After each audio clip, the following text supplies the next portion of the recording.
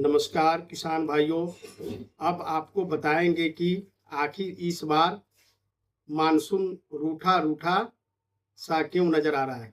जून का महीना आधा बीत चुका है। आसमान में बादल भी हैं, लेकिन जमीन राहत की फुहारों को तरस रही है। पूरे देश को बारिश से सराबोर करने वाले जो मानसून है वो बीच रास्ते में ही ठिठक गया है। मौसम विभाग यानी आईएमडी के ताजा आंकड़ों ने देश की चिंता बढ़ा दी है।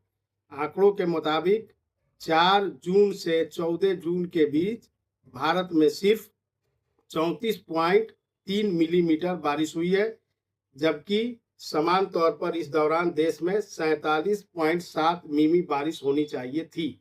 इस हिसाब से देश में कुल मिलाकर 28% बारिश की भारी कमी दर्ज की गई है।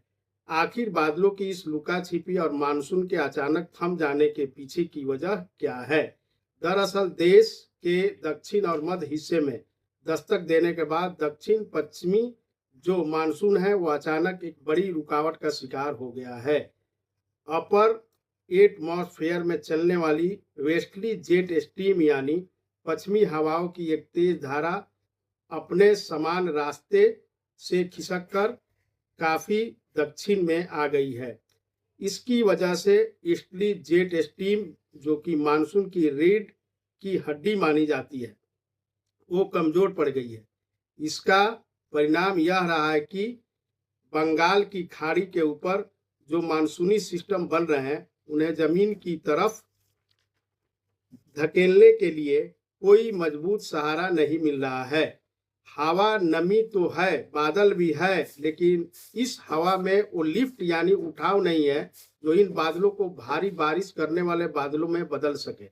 हालांकि अनुमान है कि 20 जून के बाद अपर एटमॉस्फेयर की परिस्थितियां बदल सकती है, जिससे ईस्टर्ली जेट स्ट्रीम के सफर फिर से मजबूत होने की संभावना है।